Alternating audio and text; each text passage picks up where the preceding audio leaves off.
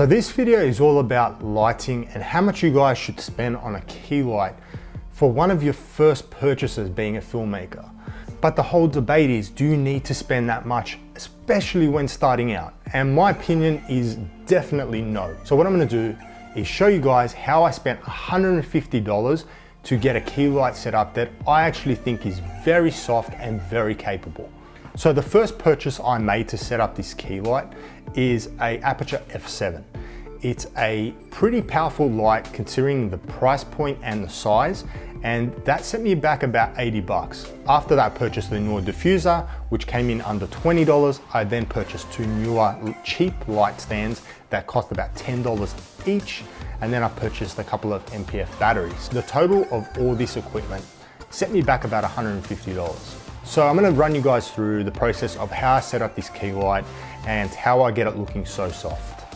So what I'm gonna do is I'm gonna set up a key light around the subject that will be myself sitting in this chair here, sort of replicating a talking to camera video and a recording, and you guys will be able to see how I've set that up and what equipment I've used and what the final outcome will look like. So the first thing I'm gonna set up is, once I've set up my space and my location, and I've had a chair, it's a bit too close to the wall behind. I wouldn't usually record in a situation like this. I'll make sure there's a fair bit of distance to the background, but in the space I have at the moment, being at home, I don't really have that opportunity. So this is the best we're gonna get. So what I've set up, the chair in the correct space. I've got a bit of backlight coming from the window behind.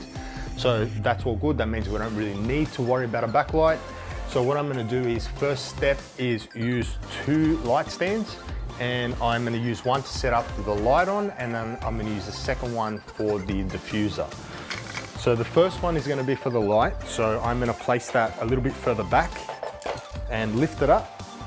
So we are going for the Rembrandt lighting effect, and that's gonna be using one key light. And what we're gonna do with that is we're gonna have the light from up above, just like that, on a slight angle. So it's not gonna be directly in front of us, it's gonna be just off to the side. And with that, we're gonna get nice lighting on one side of the face, and we're gonna get a little triangle under the other eye and a bit of shadow over here. You don't have to use that lighting effect. You can put a fill light on the other side or a bounce board to give you a bit more highlights on this side of the face too, to sort of even things out, but that's not what I'm going for today. So just to show you guys, I've gone for 5600 Kelvin, and that's gonna replicate daylight. As the position we're in at the moment, we have daylight outside, so we want to get that accurate, and that's going to determine the white balance of our camera to make sure we are sticking with daylight. I'm going to set it up sort of there, maybe a little bit further down. So like I said, the tip is to get the light coming from about that much of an angle. You don't want it too high that it's hitting the top of your head, and you don't want it too low that it's just hitting the side of your face. You want it to come down on a bit of an angle. So the next thing we're going to do is set up our diffusion. And I am using the same light stand as I used before. So what I'm gonna do is I'm gonna place it just in front of the light stand we have with our light.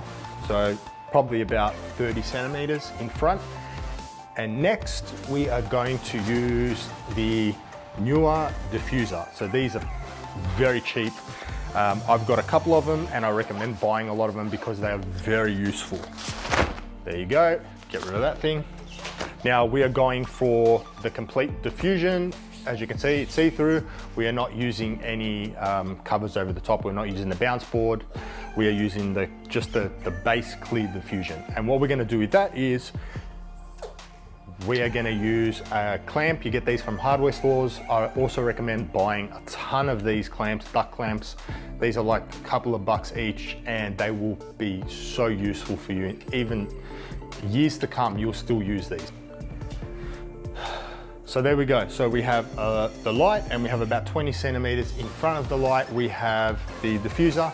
Now, the further away you can get the diffuser from the light, the softer the light's gonna be. So we have diffusion on the front of the light, and we have this diffuser here, and then our face will be there, our subject will be over there. So obviously the more powerful light you have, you can get it further away from the diffuser, and the further away you get, the softer that light's gonna be. So the next thing you wanna do is you wanna sit down, or get your subject to sit down, just to adjust everything.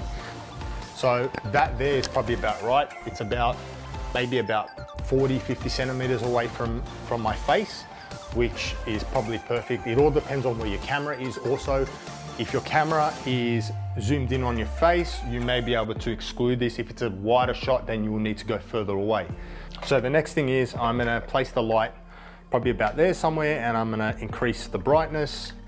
So the brightness, I'm gonna go up to about 100% on this one. So just a quick look on what it's gonna look like on my face. So as you guys can now see, my face is pretty well exposed. You could see a little bit of lighting on this side here, not too much. See, this side of my face is completely exposed nicely. And just so you guys can tell what it will look like without this lighting, I am going to turn the light off, and that's pretty much what it would look like without good lighting. It's all about micro adjustments, just getting things right and getting things exactly where they need to be. It doesn't matter what equipment you use. I use this equipment because it works for me and it's very well priced.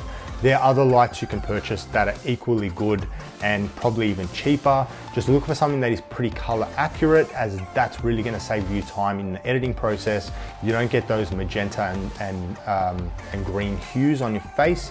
It is just nice and clean white, natural daylight, just to match the light behind me. So that's it for today, guys. Thank you so much for watching. If you found this video informative and useful, please like it, please subscribe to my channel, and I'll catch you guys in the next one.